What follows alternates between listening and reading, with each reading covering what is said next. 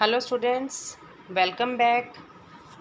Yesterday we have started chapter 3, that is playing is fun.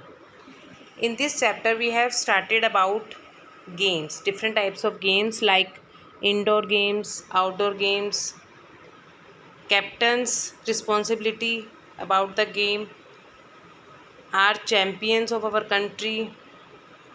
Then we have started games played in local areas, in which we have studied about Vallam Kali.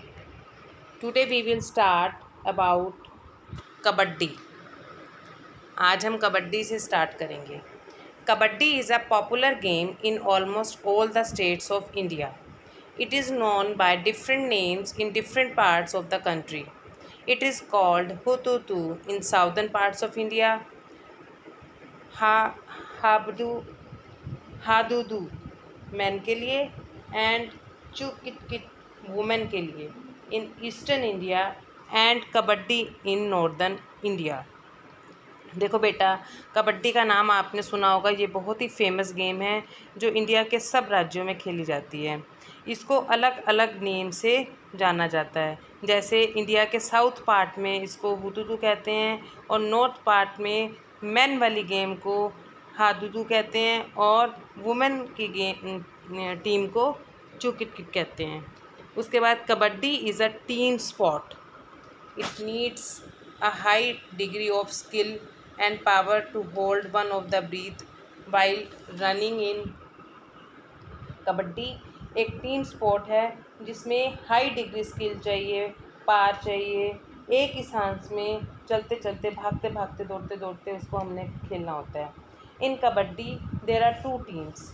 Each team consist of 12 members of which 7 are on the court at a time and 5 in reserve.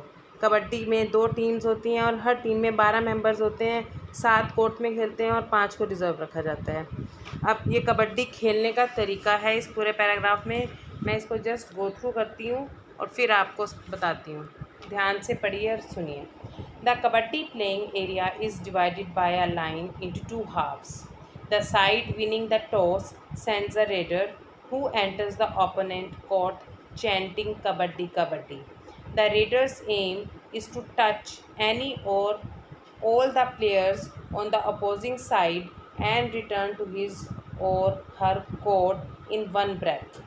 The person whom the raider touches will be out.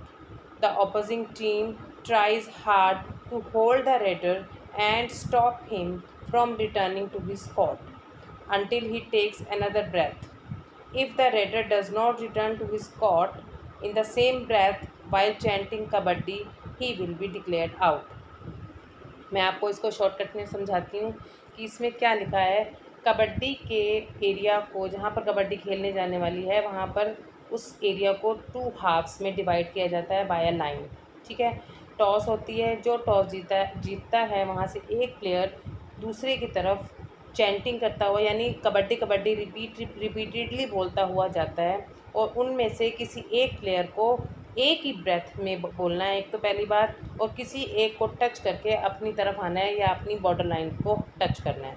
अगर वो ऐसा नहीं कर पाता और दूसरे जो उसके प्लेयर के ओपोनेंट्स जो प्लेयर हैं वो उसको टच करने के बाद उसको पकड़ लेते हैं, उसको वहाँ नहीं जाने देते, तो वो आउट हो जाता है. इसमें ब्रेथ का बहुत बड़ा रोल होता है कि एक ही ब्रेथ में आपको कबड्डी कबड्डी चैंट करते चले जाना है. अगर आपने चैंटिंग करते हुए उसको टच करके अपनी टीम में लौट आए हो तो आप जीत गए, और अगर आप वहाँ पकड़े गए हो तो दूसरी टीम जीत गई. Clear. The 2 teams try hard to get higher scores by capturing more players. दोनों टीम्स की पूरी कोशिश रहती है ज़्यादा से ज़्यादा स्कोर लेने की, ज़्यादा से ज़्यादा प्लेयर्स को कैप्चर करने की. The game is played for 20 minutes followed by a gap 5 minutes and again for 20 minutes.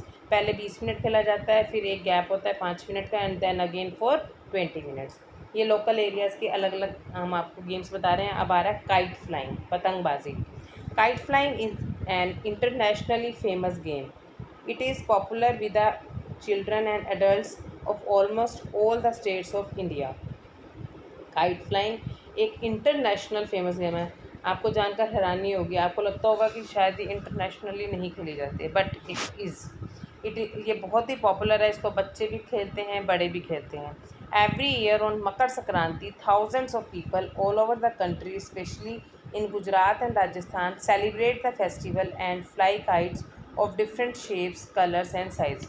मकर संक्रांति के दिन हज़ारों लोग इस दिन देश के गुजरात और राजस्थान जैसे एरियाज़ में इस फेस्टिवल को बड़ी धूमधाम से मनाते हैं।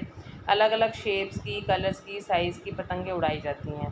There are number of other popular games which are played by the children like gilli danda, कंचे, कोकला छिपाकी, कीकली एट्सेट्रा। ये नाम बेटा सब आपने सुने होंगे।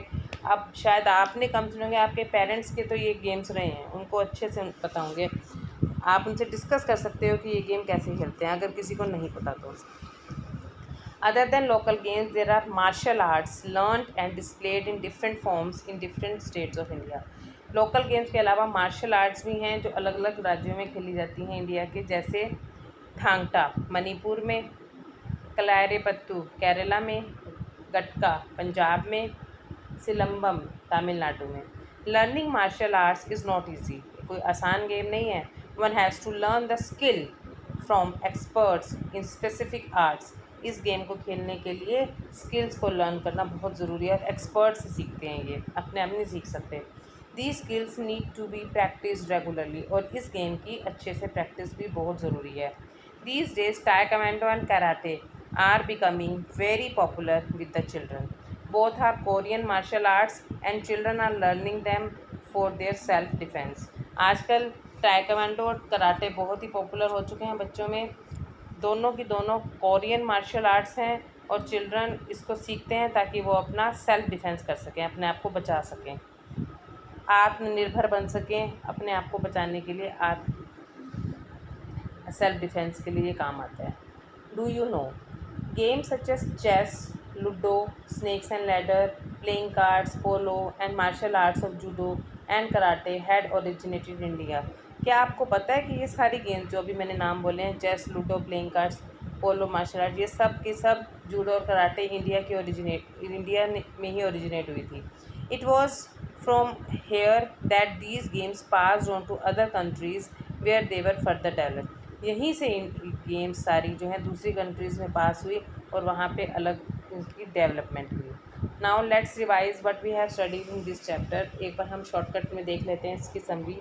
We play for fun and enjoyment, we also like to show our skills and strength. हम फ़न और खुशी के लिए, इंजॉयमेंट और मज़े के लिए खेलते हैं। हम इसमें अपना स्किल और स्ट्रेंथ पूरी शो करते हैं। हमें पसंद आता है कि हम अपनी स्ट्रेंथ दिखा सकें। There are number of games that we play alone और in a small groups like chess, carrom.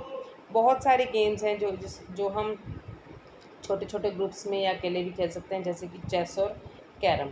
In our country people of different states have their own local games which they play regularly और on a special occasion. अभी हमने वलम कली या कबड्डी या flying kites, ये सब local games पढ़ी हैं जो रेगुलरली स्पेशल ओकेजन्स पर खेली जाती हैं।